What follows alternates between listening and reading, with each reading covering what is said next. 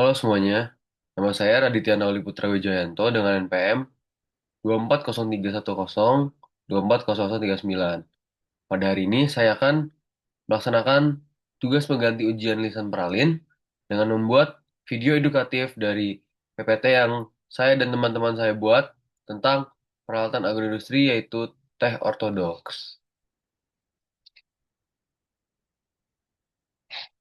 Nah, berikut adalah anggota kelompok saya. Kami itu dari kelompok 8 dan saya ingin berbagi materi tentang peralatan agroindustri daripada komoditas teh ortodoks yang diterapkan di PT Perkebunan Nusantara 1 Regional 2. Dalam video ini, saya akan membahas mulai dari sejarah perusahaan, jenis produknya, yaitu lalu metode produksinya sampai alat-alat modern yang digunakan di pabriknya. Oke, lanjut. Jadi, PT PN 1 Regional 2 ini merupakan perusahaan BUMN yang bergerak di bidang agroindustri, khususnya pengelolaan berbagai komoditas perkebunan seperti teh, kopi, dan karet di wilayah Jawa Barat dan Banten. Awalnya, pabrik PT PN ini berasal dari peninggalan perkebunan milik pemerintah Belanda yang waktu itu bernama NV Kultur Maatschappij, oke, yang atau disebut sebagai perusahaan perkebunan Belanda. Setelah Indonesia merdeka pada tahun 1945 dan terjadi penyerahan kedaulatan pada tahun 1949, semua aset perkebunan ini diambil oleh pemerintah Indonesia dan diubah menjadi perusahaan nasional. Lalu pada periode 1957 sampai 1960 dilakukan berbagai reorganisasi dan penggabungan untuk meningkatkan efisiensi pengelolaan kebun. Hingga akhirnya pada tahun 2023 PT PN 8 resmi bergabung ke dalam PT PN 1 Regional 2 sebagai bagian transformasi besar BUMN sektor perkebunan. Dan sekarang PT PN Regional 1 PT PN 1 Regional 2 memiliki kantor pusat di Jalan Sindang Sirna nomor 4 Bandung, Jawa Barat.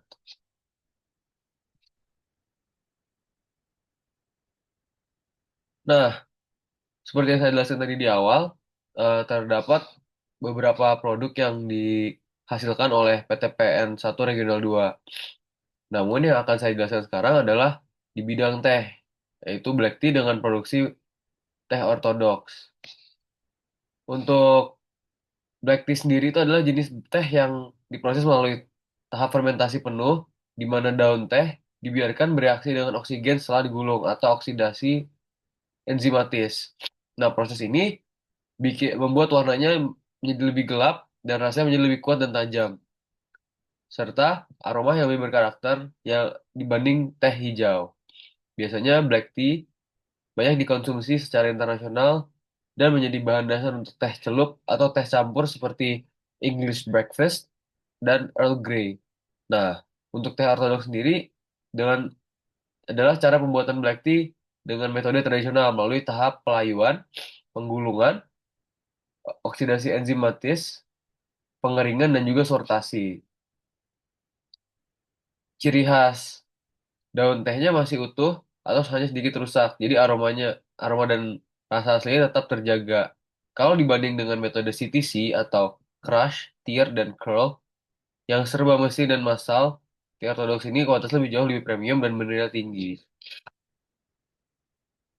Untuk black tea sendiri memiliki beberapa eh, tingkatan kualitas seperti BOP, BOPF, PF, DAS, BP, F2, PH DAS, dan BM. Setiap tingkatan kualitas ini memiliki harga yang berbeda dan juga eh, kebutuhan yang berbeda. Seperti teh celup itu, seperti teh sosro, seperti yang dijelaskan waktu saya pada saat saya kunjungan industri, banyak teh-teh seperti teh sosro itu menggabungkan dua tipe kualitas ini seperti BM dan F2 contohnya atau BP dan BM. Nah, untuk yang paling murah sendiri ada di BM dan paling mahal ada di sini. Nah, teh kering ini lebih mahal karena dia adalah daun teh yang akar muda dan masih dan tidak akar tua dan itu rasanya rasanya lebih kuat. Nah, untuk tehnya sendiri, teh teh black tea sendiri sering diseduh oleh zaman Belanda. Oleh karena itu lanjut di PTPN ini.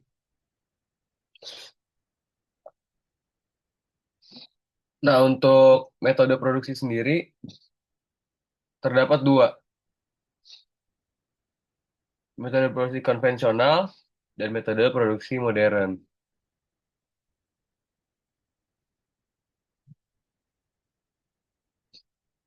Dalam pembuatan teh ortodoks di PTPN 1 Regional 2 ini digunakan dua metode ini, konvensional dan modern.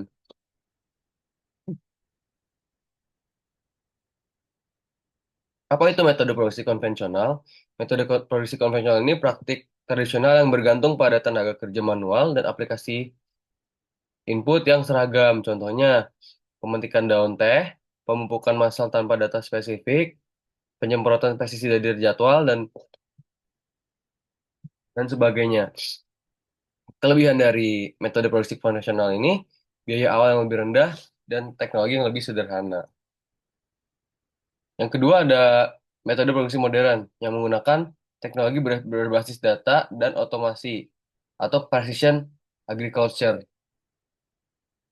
Contoh teknologi IoT dan sensor. IoT itu Internet of Things dan itu maksudnya tergabung oleh internet-internet dan bisa diatur. Yang adalah memantau kelembapan tanah, ada juga drone dan citra satelit atau survei kesehatan tanaman. Ada juga GIS dan AI, analisis produktivitas dan prediksi penyakit.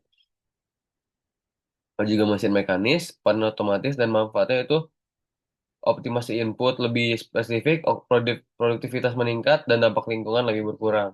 Namun memang kekurangannya di sini untuk biaya biaya awalnya mahal dan biaya untuk mengurusnya lebih mahal. Nah, di PTPN 1 Regional 2 sendiri, yang konvensional masih mengandalkan tenaga manusia dan alat-alat sederhana seperti pemetikan daun teh yang beberapa masih manual, pemupukan yang dilakukan serentak, dan penyemprotan pestisida dari jadwal. Sedangkan metode modern yang sudah dilakukan juga ada beberapa yang tadi sudah disebutkan, seperti alat-alat modern yang digunakan. Nah, supaya teknologi modern ini bisa dipakai dengan maksimal, PTPN 1 Regional 2 juga rutin mengadakan pelatihan untuk operator lokal. Tujuannya agar pekerja di lapangan bisa paham dan cara pakai alat modern dan ngerti cara kerjanya. Dengan begitu, proses produksi lebih efisien dan kualitas tetap terjaga seperti metode tradisionalnya. Lanjut.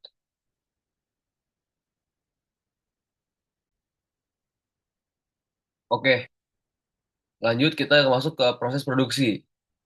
Dimulai dari pemetikan daun teh, ada yang menggunakan alat konvensional yaitu yang metik secara biasa, dan juga ada menggunakan alat petik elektrik yang akan nanti kita jelaskan di nextnya. Lalu daun teh itu ditimbang dan diantar ke pabrik, dan lalu dilakukan sortasi daun teh. Daun teh buruk, eh, daun teh rusak, dan daun teh bagus. Daun teh bagus akan dilakukan pelayuan. Nah, apa itu pelayuan? Pelayuan sendiri adalah proses di mana kadar air dikurangi dari awal 80% menjadi sekitar 55 sampai 56%.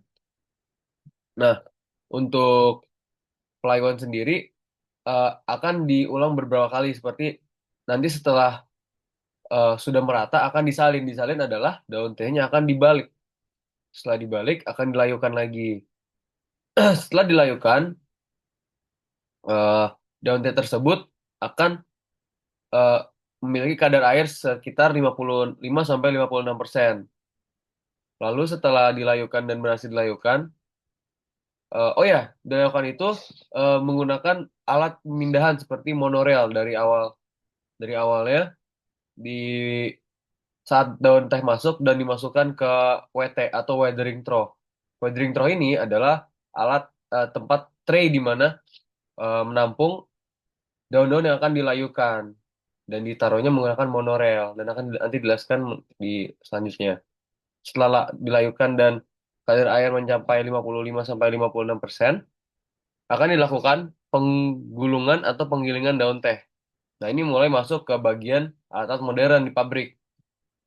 Nah, untuk penggulungan teh atau penggilingan teh sendiri eh, sudah terjadi oksidasi enzimatis.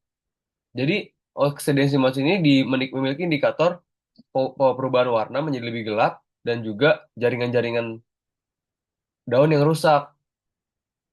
Nah, untuk eh, oksidasi sendiri, untuk alat yang menggiling daun tehnya sendiri memiliki kapasitas sebanyak 350 kilogram ya.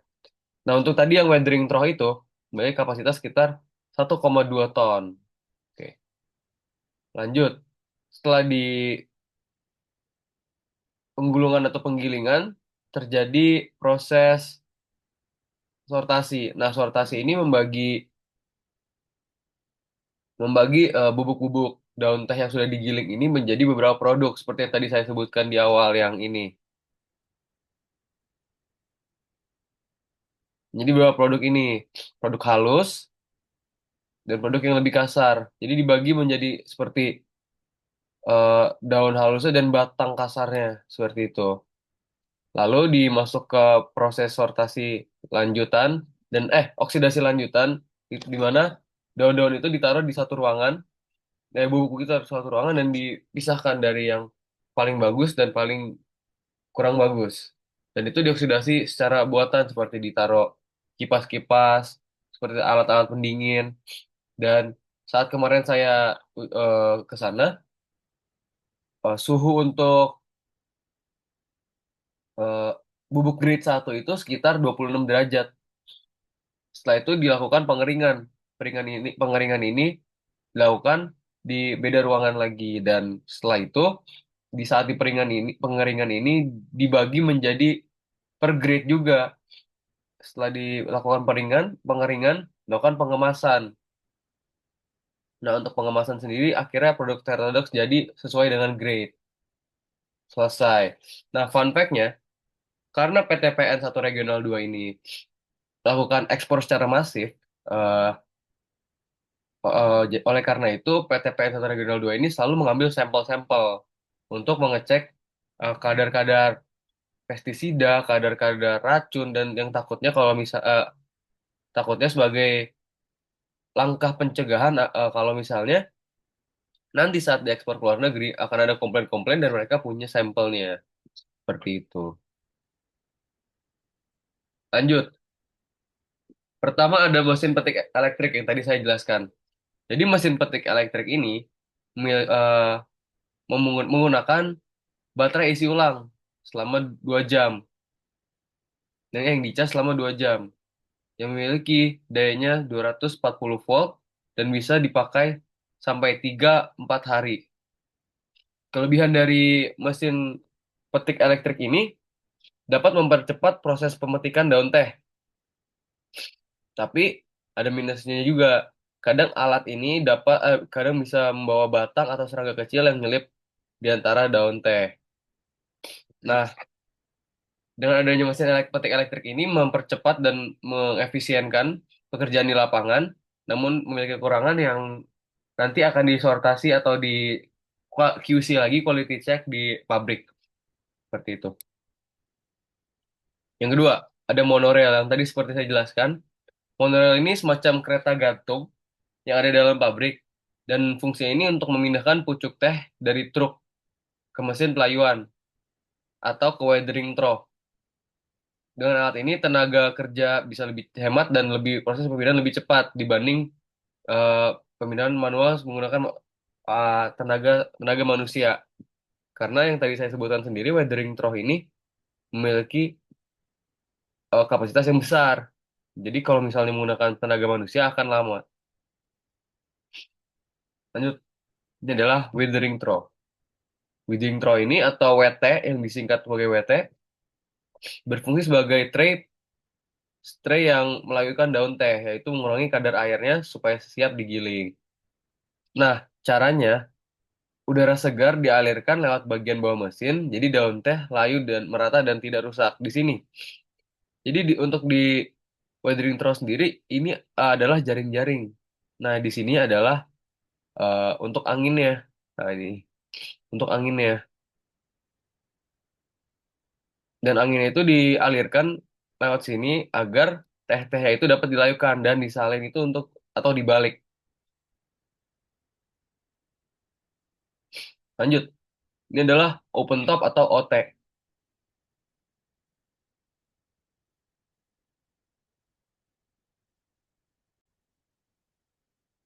Seperti yang tadi aku jelasin, open top atau OT ini dia digunakan setelah daun sudah layu.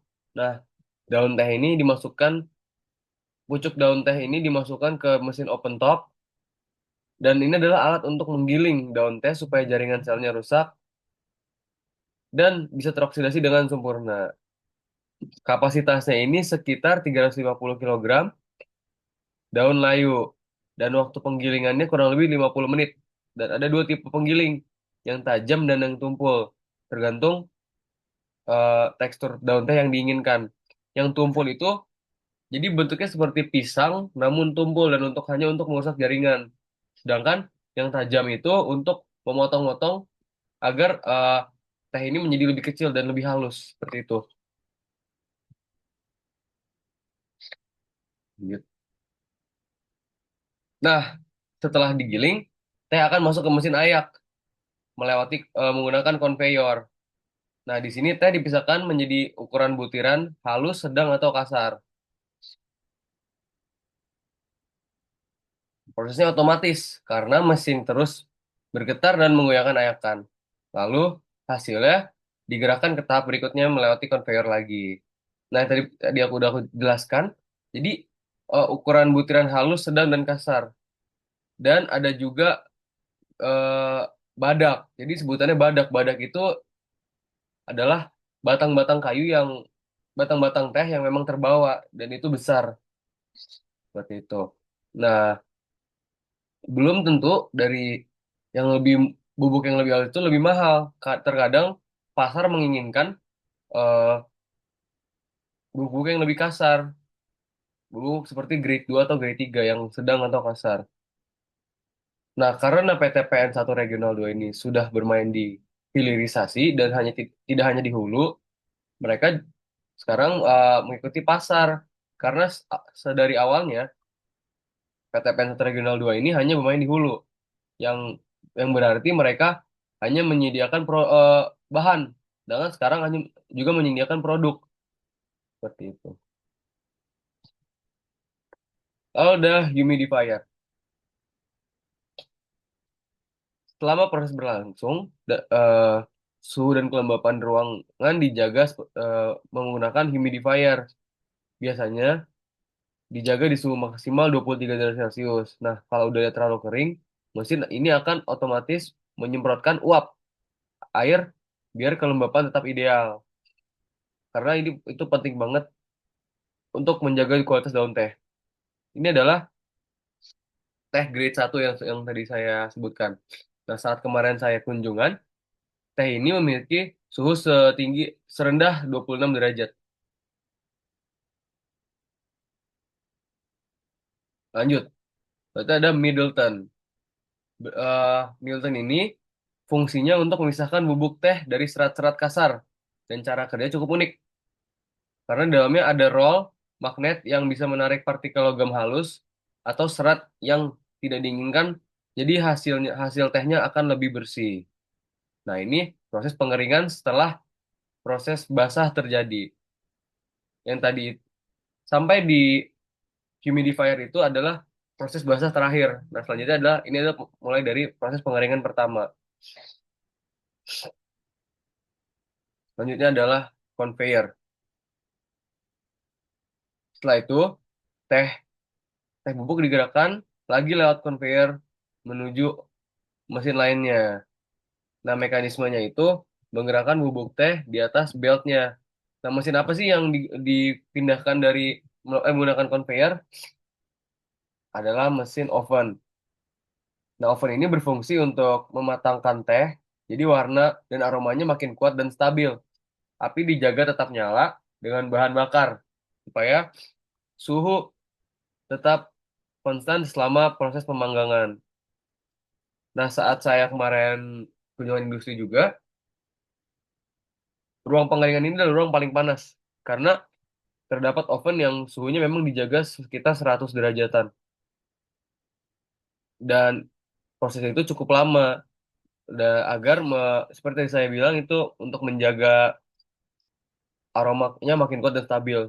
Walaupun di ruangan itu memiliki suhu yang paling panas, namun memiliki aroma teh yang paling kuat. Terakhir, ada BOP. BOP ini singkatan dari Broken Orange PQ. Nah, BOP sendiri adalah mesin pengemasan teh sesuai dengan kualitasnya. Cara kerja dari BOP sendiri sedikit mirip dengan hopper. Teh dimasukkan dari atas dan turun keluar ke bawah dari bentuk kemasan yang siap jual. Hasil akhirnya, teh sudah dipilah, dikemas, dan siap dipasarkan ke berbagai daerah. Berikut adalah daftar pusaka dan terima kasih. Nah, tadi itu penjelasan lengkap tentang rantai pasok dan peralatan agroindustri pada pengelolaan teh ortodoks di PT PN 1 Regional 2, yang dari awalnya pada peninggalan Belanda sampai menjadi perusahaan BUMN modern. Nah, di sini kita dapat melihat bagaimana tradisi dan teknologi dapat saling melengkapi, yaitu metode konvensional dan metode modern. Nah, seperti yang tadi saya bilang, juga BUMN, PT PN 1 Regional 2 ini juga sudah bermain di hilirisasi atau di produk produk jadi. Nah, semoga eh, video saya dapat menjadi tugas pengganti yang baik, dan terima kasih atas pendengarannya.